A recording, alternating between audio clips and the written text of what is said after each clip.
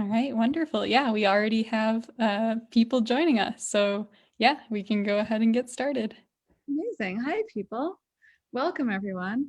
I'm Sara Wolkenfeld. I'm the Chief Learning Officer at Sefaria, and I'm really excited to be here with all of you for our Siyum, our completion of Masechet Pesachim. It's got to be the most timely Siyum ever as we wrap up Masechet Pesachim, the tractate that deals mostly with Passover in various forms, just a few days before we all celebrate the holiday of Passover. So Mazal Tov to all who are completing the Masechet. And whether you are someone who's a Daf regular or you're still Daf Yomi curious or somewhere in between, we're really happy to have you here with Sefaria today. Again, my name is Sara Wolkenfeld, and I'm really excited to be here today, really honored to be able to introduce you all to my friend and colleague, Rabbi Kelman, who's the founder of Torah in Motion. Rabbi Kelman told me that he doesn't really want to introduce himself. So Rabbi Kelman, I'll ask you, you can say a few things about yourself, about the work that you do. Tell us where you are. And if you want, you can just say your favorite thing about learning Masechet Pesachim. Okay, thank you very much. A pleasure to be here. So I'm based in Toronto, which is where I grew up. And as it says here on the screen, the founder of Torah in Motion, which is sophisticated, accessible Jewish learning for a global audience. We believe in raising the issues of the day from diverse perspectives, have a wonderful group of teachers from around the world. And in the past year, we've pivoted onto Zoom. We've had, I think, over 400 classes with really some amazing teachers and growing, and people coming from all over. And it's we do the classes and conferences, and please God, in the near future, trips, Jewish history trips. So it's we look, for intellectual honesty and people who want to learn on high levels and openness and clarity. So we invite all to join. And in addition, I teach at Tannenbaum Chat, which is community high school in Toronto, the largest community high school in North America. So it's a pleasure to be here. What's my favorite part of Masechet Pesachim? Listen, it's 120 pages, which is, of course, it's a beautiful number, 120, and you're right, the most timely time for a Siyum. I guess I would say it's seeing the origins of our Seder, which are found in the last chapter. And it's kind of interesting to see what has changed and what hasn't changed. Not all the parts of the Seder are mentioned in the Mishnah. Some are. Maybe we'll discuss a little later. The 4 questions, of course, has famously changed from as they were recorded in the Mishnah and the style. But it's so it's just seeing how, our tradition of our teachings of our rabbis of 2,500 years ago, how we, around the world, wonderful thing. I definitely think that was the most fun part of the tractate, or maybe barring the one of the pieces that we're going to speak about today is also my favorite, but I think it's kind of funny, you have to wait till the end to get to the actual Seder part. And this year, as we said, it just works out so wonderfully where you're like primed for it. So going into a Seder, coming out of weeks of learning about, like you said, the early origins of the Seder, I agree is really fun. And is some of what we chose to speak about today. So I'm excited to get into that. I'll just tell everyone in case you don't know, hopefully if you're here with us on our Facebook Live, then you do know that Sefaria makes Daf Yomi learning accessible in a lot of different ways. We have the William Davidson Talmud, which is the digital edition of the Koren Noe Talmud with commentary by the late Rabbi Steinsaltz. And we are excited. Yes, for those of you who are wondering, we have it up for the coming tractate also. So don't worry, you can find Shkalim as well. The very next tractate is up already, and you can find the Daf Yomi calendar on Sefaria's homepage, on Sefaria's text page, and you'll always see the daily daf right there. So it's a great time to get started. Any new tractate is a great time to get started. I don't know, Rabbi Kelman, we'll have to think about what would be our pitch for Shkalim. It's a little less immediately relevant than Pesachim, but okay, but let's talk about also it's the only part not in the Babylonian Talmud. This is for reasons, and maybe I was discussing this in my class this morning. I don't know exactly why people who originated Daf Yomi picked Masechet Shkalim, which there is no Talmud in the Babylonian Talmud, but there is in the Yerushalmi, and yet they've added 3 weeks of that. So maybe it's to give people a chance to catch up a little bit, what have you. But yes, it does talk about the custom to give, or the law to give half a shekel, that every Jew must give half a shekel a year for the upkeep of the temple. And of course, the temple is really half of our Masechet. In Pesachim deals with the bringing of the Paschal Lamb, which we don't have anymore. But from chapter 5 to 9, like half the Masechet, that's the topic. So in that sense, it ties in a little bit. It's a good point. I will just put out a call to our Facebook Live listeners. If anyone wants to Google or search or let us know if you know. I really was just talking to a colleague about this morning, and I said, this was my mistake. I said out loud, I said, oh, I hope Rabbi Kelman knows why they added Shkalim to the Daf Yomi cycle, because I have no idea. Yeah. As you said, it's in the Jerusalem. Sorry, I have no idea. And I'm not sure if it was in the original cycle. There have been changes made over the cycles. What has gone in here and there, little things that those who are really into Daf Yomi might notice, but okay. So Lizzie, my Sefaria colleague, amazing communications expert, Sefaria colleague, will be monitoring the Facebook Live chat. So you can put in your answers to that question, and you can put in any comments that you have or questions throughout, and I'll be pausing periodically to get a rundown of those. But for now, we're going to jump into a selection of passages Rabbi Kelman and I thought would be fun to look back at. As you mentioned, so much of what makes up Masechet Pesachim is really about the temple. And I'm happy to be kind of ending the tractate on what I feel like is a high, having come off of all these very relatable Seder passages. Sort of helped me forget about all the sacrifice stuff that, some of it was more interesting and some of it, I have to say, was a little less interesting as we made our way through the tractate. But when you asked me, Rabbi Kelman, for my highlight of Pesachim, this was mine. And so I'm excited to get to talk about it with everyone here today. My absolute favorite part of Pesachim, even though I also love the Seder stuff, but my definite favorite part is this Mishnah, Daf 50a of Pesachim. It discusses a case of a place where people were in the habit, they had the custom of doing work on Erev Pesach. So this year, that would be Saturday, which maybe comes with its own complications, but Saturday will be the day leading up to Pesach itself. And so that morning they would do work, as opposed to Makom Shenahagu Shelo La'asot Eino Sin. I love teaching this because people usually react, again, not this year maybe, but people generally react with like shock and horror. Apparently there used to be places where the custom was not to do work, not to do creative labor, the morning preceding Passover. So if you could imagine for yourselves a year when Passover starts on, let's say, what are the days that Passover can't start? I always forget. But Lo B'du Pesach. Lo B'du Pesach. Start right? on a Monday, Wednesday, or Friday. So the first Seder can't be Sunday night, Tuesday night, or Thursday night. So let's say the first Seder is a Friday night, which is definitely Let's say it's on a Wednesday night even. A Wednesday night. So then you got all day Wednesday, you can't do work, and Thursday and Friday and Shabbos, a 4-day yontif. A 4-day yontif, but let's just think about that in terms of making a Seder for a second. Your Seder is Wednesday night, and you're not allowed to do any labor on Wednesday morning. That is like the farthest, as someone who regularly hosts Seder, and yes, it's small this year, but still, that is a shocking and horrifying thing for this Mishnah to say.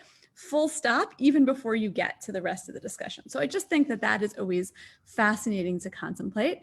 And then the rest of this Mishnah and the discussion that follows in the Gemara is really all about balancing one's own local custom with what happens when you travel to someplace else, which again, I think is maybe it's been more relevant in past years and God willing, even more so in future years, right? I think some people are traveling this year, some people are still not traveling, but certainly in a world where people go from one place where they have certain local customs to another place where they have different local customs, this can be really something that's very live for people.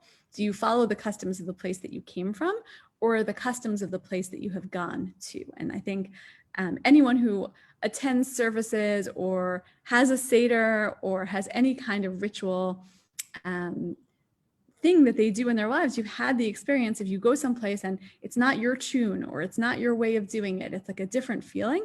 And what do you do in that situation? And the Mishnah identifies these rules about making sure that you adhere to the most stringent possible custom, while also making sure that you don't provoke machloket, that you don't provoke disagreements, you don't spark a controversy in the place that you've traveled to by keeping these other customs. And I just think it's so interesting. And I don't know if you sent out one of your daily Daf emails about this, Rabbi Kelman. I'm not always a careful reader, but and it was a long time ago. But I do think it's so interesting that the Gemara seems so committed to these rules, both to keep the stringent standard, but also to not provoke machloket. And I've been teaching this chapter this year, and one of my students said, like, what do you mean don't provoke machloket? Like, don't we have controversy all the time in Judaism? Isn't that kind of like the stuff of the Talmud? So I don't know. I'm curious if you have any response to that. Well, thank you. I think there's machloket and machloket. So the machloket, the Mishnah is talking about, of course, creating strife. You come from a place where no one is working and you're going to work. That's going to create a, not good. And it can also work in the reverse. You come to a place, even though normally the Gemara says there are always people who don't work, even when you're in a community where people work, but still it could be where that creates a problem. So that's very important, not to create communal strife. When the Gemara talks about machloket, the bread and butter of the Gemara debate, that's intellectual debate. And that's always good. Different opinions, arguing about ideas, that's wonderful. But in practice, you have to reach at times a conclusion. And especially people who are not versed in the Talmud. Not everybody in the city learns Talmud, so they just see this one's doing here, he's an outsider, they came to visit. So that's a big no-no. And so I think and our whole point of the Seder is the coming together of the Jewish people. We invite the Chacham, the Rasha, the Tam, the Sheinu Daily Shol.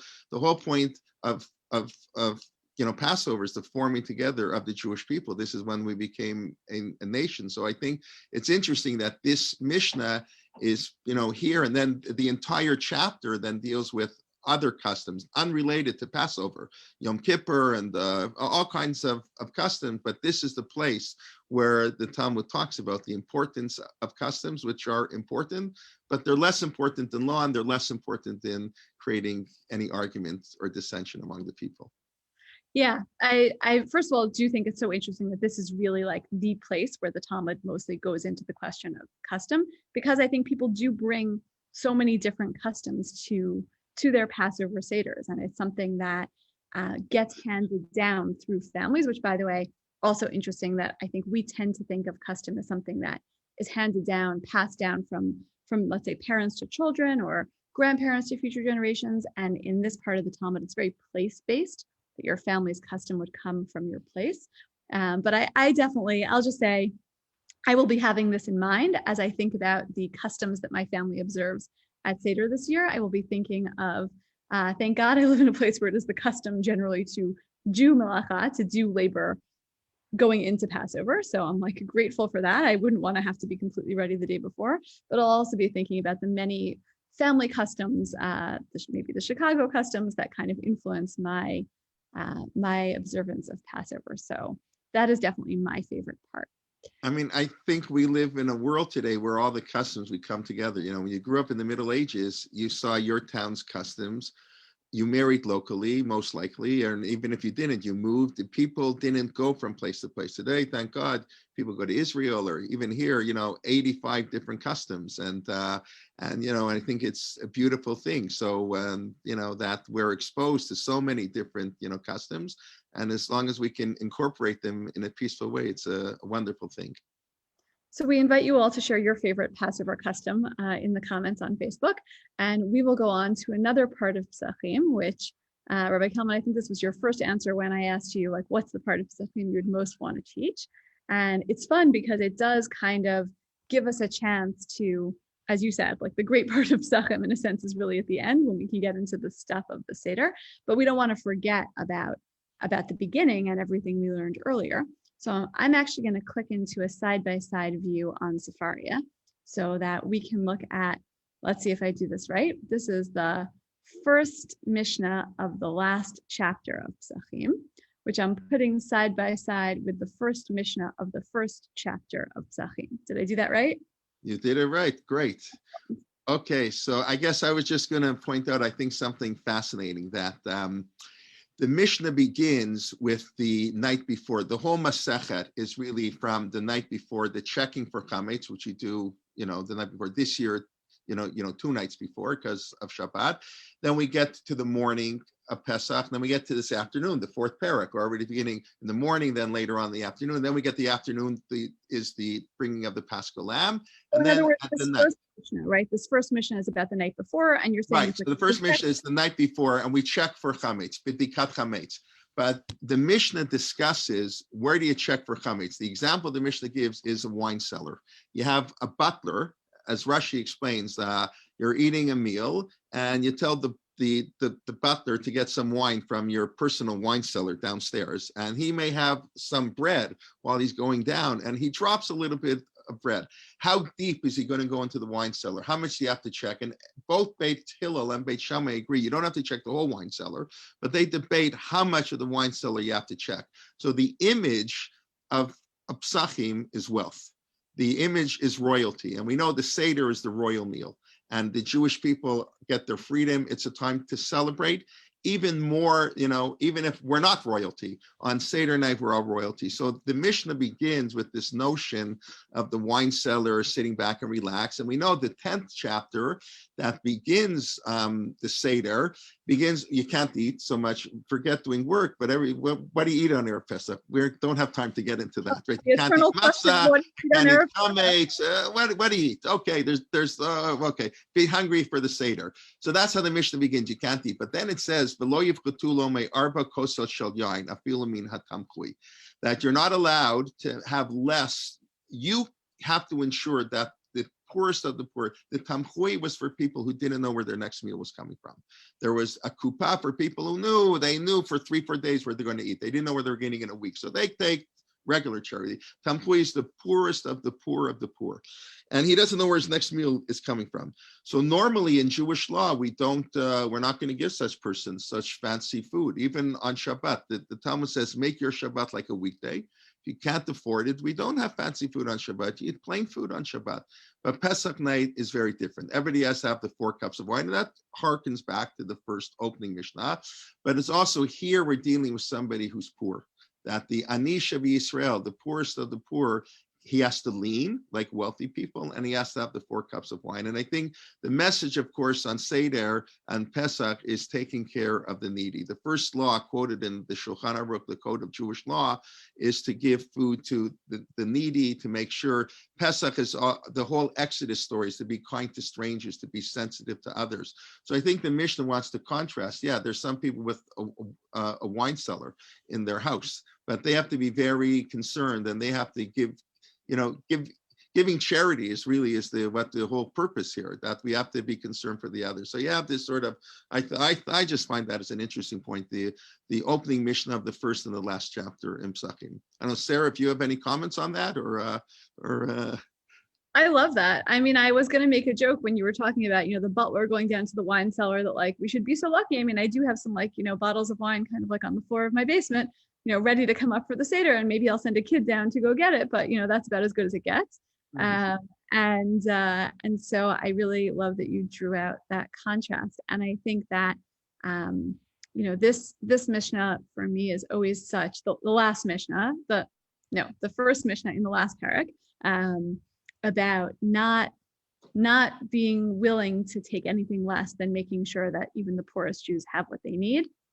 I think for me, that's really the complement to halach ma'aya, to the part of the Seder where we say all who are needy should come and eat. And there's, people sometimes say, well, isn't it a little late to be inviting guests to your Seder when you're already seated?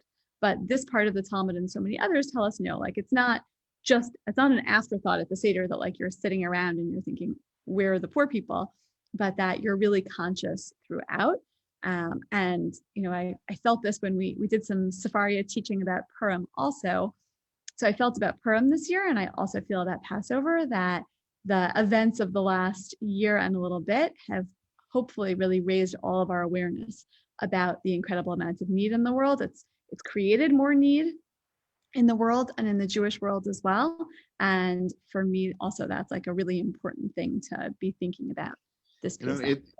It reminds me, what you say, reminds you of the story, Rabbi Salanter, the founder of the movement for ethics in the 19th century, when they asked him, what's the most important thing when you make the matzah? You have to be careful, well, so many stringencies, we're so strict that about how we make the matzah. He said to make sure that the poor ladies who carry the water buckets, they didn't have like we have, they had to go to the well and buckets, it's not too heavy, because obviously the employer would want it to be heavy. They can make more money, make it more quickly. And that's the most important thing about the Seder, being, sensitive to the going into it. So that's, tying into that notion of caring for the poor on Pesach. Thank you. Wow, that's also a good story to take and use at the Seder. If anyone has any favorite stories about that or any questions, please feel free to put them in the chat.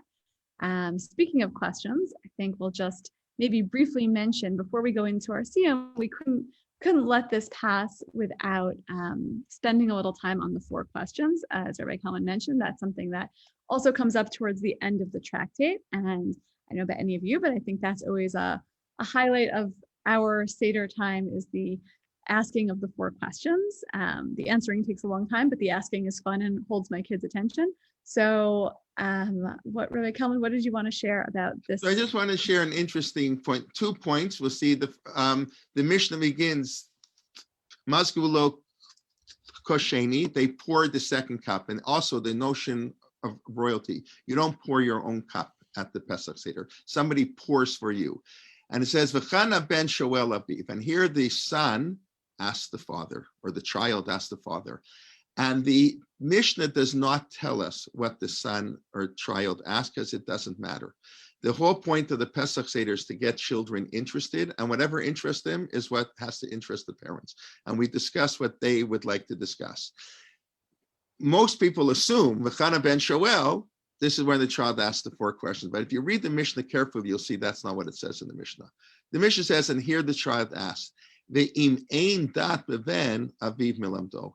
If the child doesn't know how to ask, he doesn't know what to ask, or he's not sure, the father teaches him manishtana.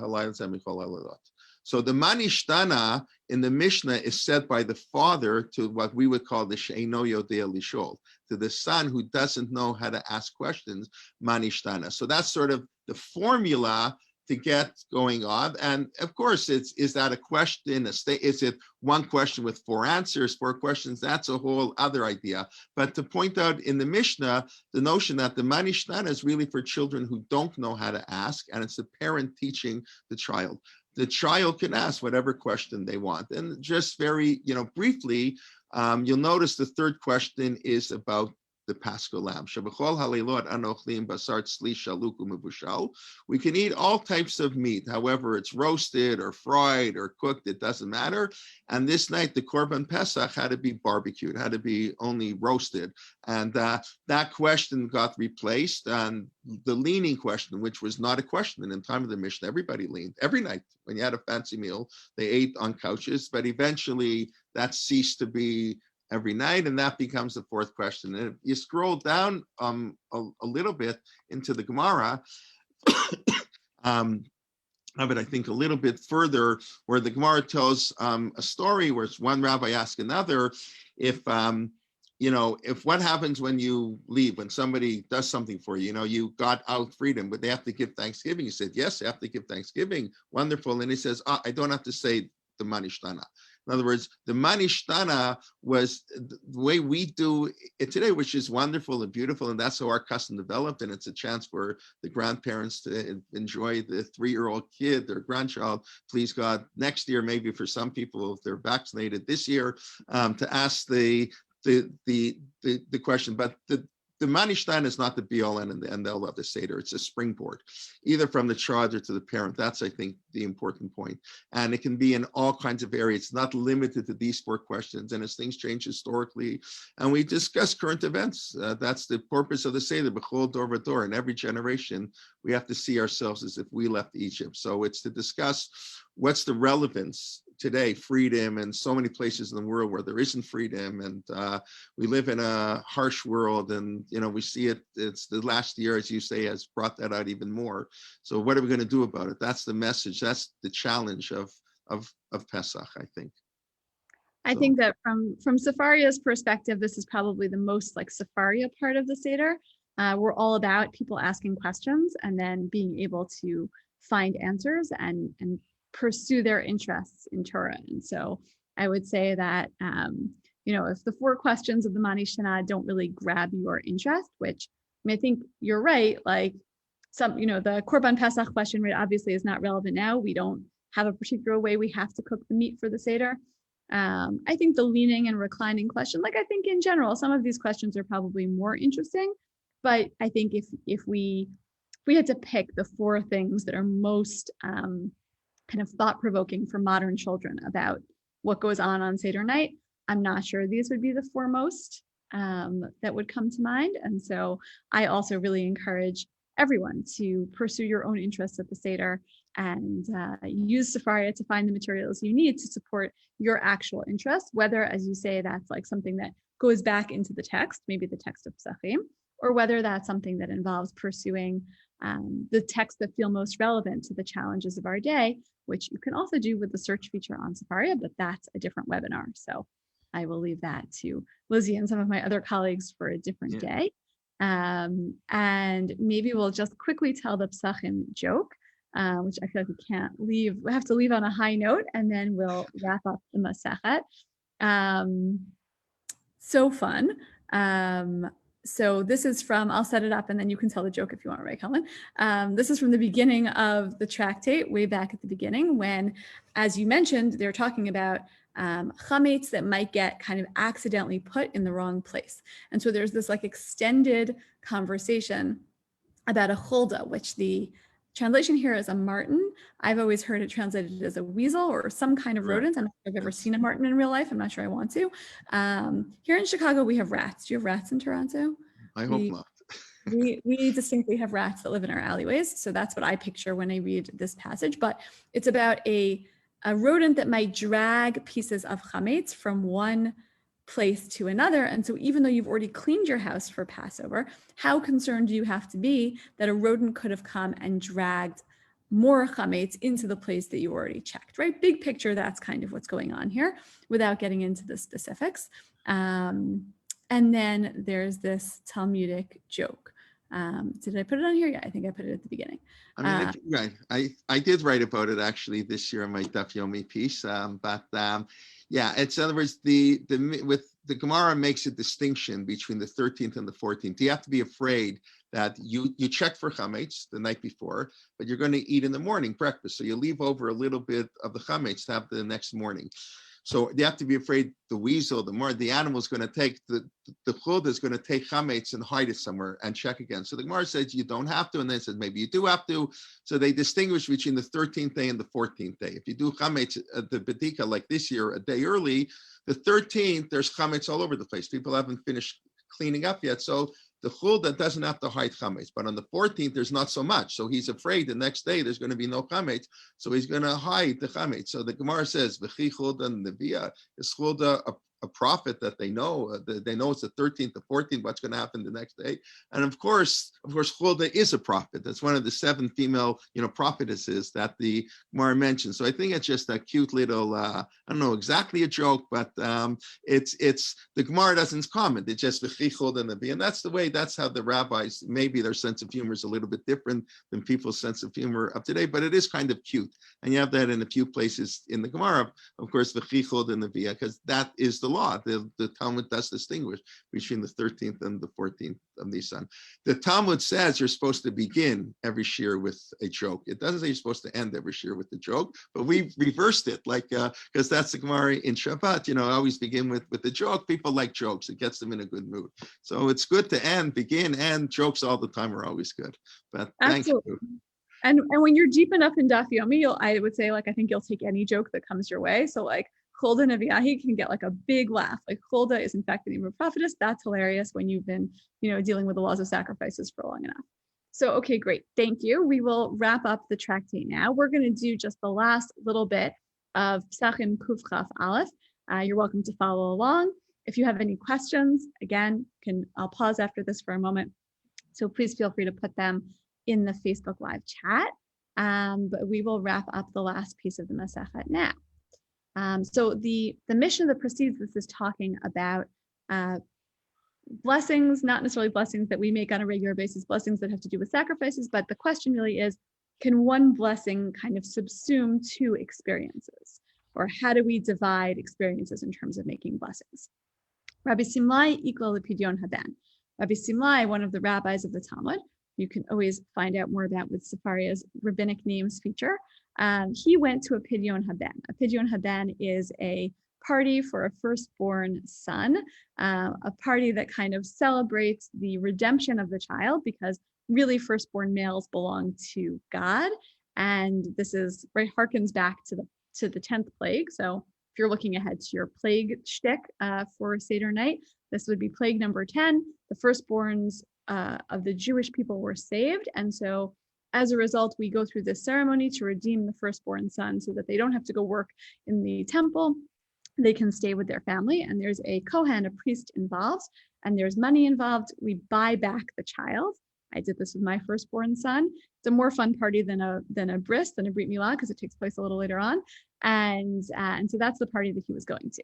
Ba'umine, and they asked him, Pshita al pidyon haben, asher kiddushanu v'mitzvotav v'tzivanu al pidyon haben, avi haben mevorach. So it's obvious to them that the blessing that you say over a pidyon haben, the blessing at this ritual, is that God commanded us to do this ritual, and that the father of the child makes the blessing.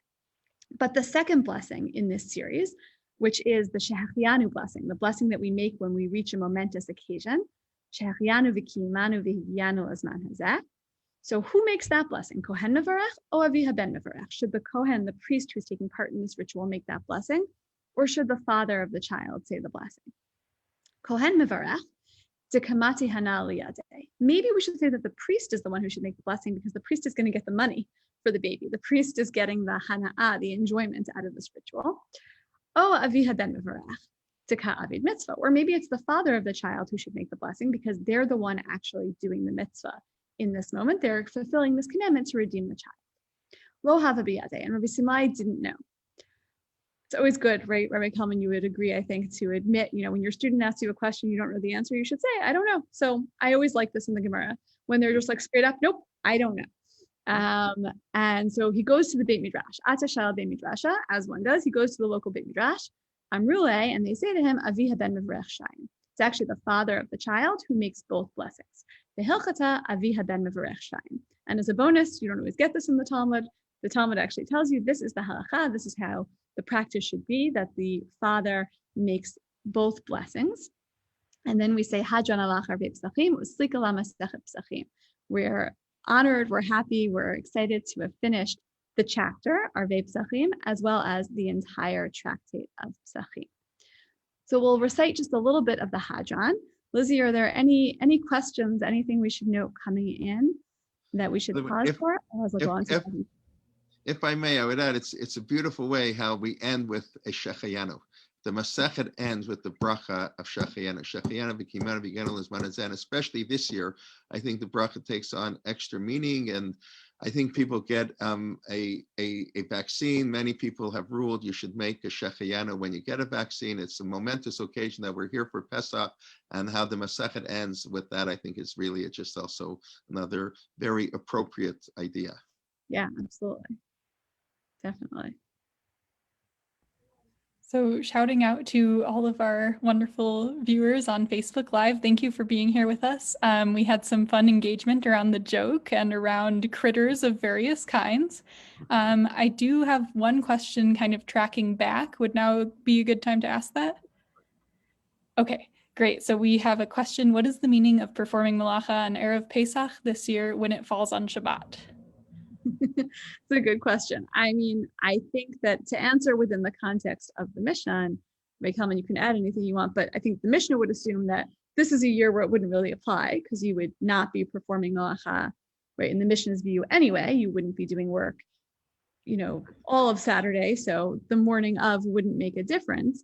But I think it's actually, for me, this year made this Mishnah especially fun to read, because if you asked me, I am someone who doesn't usually do malacha on Shabbat morning. So I won't do it this year. But if you ask me, like Rabbi Kelman said about the Wednesday night Seder, would I even consider for a moment giving up the opportunity to do malacha on that Wednesday morning if Seder was Wednesday night? I would not. Nothing is further from my mind. I cannot imagine doing such a thing. So I think that is interesting in terms of our own psychology about what's possible. Like this year, I am going to push myself to have my Seder ready, pretty early. And it'll be an interesting challenge. So I kind of like to think about the psychology of these people. I think of them as, the early preparers, the people who always had their Shabbat table set up on Thursday night, and that's just how they lived life. But I don't know if you want to add anything, Rabbi Kelman. No, the only thing I would add is halachically, and this is really beyond for now, it's not exactly parallel to the 39 melachot on Shabbat. It's really work in how we think of, but for your point is 100% true. It means basically not doing, work, and means you can't, all the things we do. And you're right, this year it doesn't apply, but the idea, you're not supposed to do malach in the afternoon. That's hard enough for people. The minhag in the morning, but the afternoon, no one's supposed to do work. You're supposed to be ready by 1 o'clock, but that's also very, very hard for people. So, I have it on good authority. I have not looked this far ahead in the calendar, but I have it on good authority that next year all the holidays fall out on weekdays. So we can circle back to this conversation. Lizzie's making a face already. So we can circle back to this conversation then and see how we feel about it at that point. Thank you everyone for engaging. We will end with the Hajjan, which is the traditional prayer that's said at the end of every tractate. So we have this prayer in Sefaria, and I just filled in Tractate Pesachim, Masechet Pesachim to the text here, but it works with anything that you finish, any significant piece of learning. You can go ahead and say a Hajjan, and I'm just going to read part of it. Hajjan alach Masechet Pesachim v'hadrach alan, za'atan alach Masechet Pesachim v'za'atach alan. The whole formulation here is very interesting. I feel like we should do a whole separate Facebook Live just about the Hajjan, but we're really expressing the feeling that we'll eventually someday come back to Pesachim, and that our mind is somehow still with Pesachim, and Pesachim is still with us. So really picking up on a lot of what Rabbi Kelman's been saying about that the themes, everything we've learned is meant to kind of stay with us, hopefully at least into the holiday of Passover and beyond. So we're not going to forget Pesachim, not in this world and not in the next world.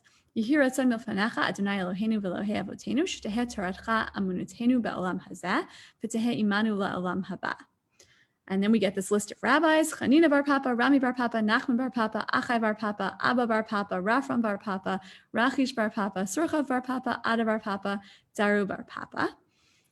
Ha'arevna Adonai Eloheinu et divrei Toratcha befinu befifiot amcha Beit Yisrael v'nihanachnu kulanu v'tzetzeinu v'tzetzei amcha Beit Yisrael kulanu yodei shemecha v'lomdei Toratecha. So we thank God and we praise God. We ask God to make Torah sweet in our mouths, and to really keep the Torah in our mouths forever.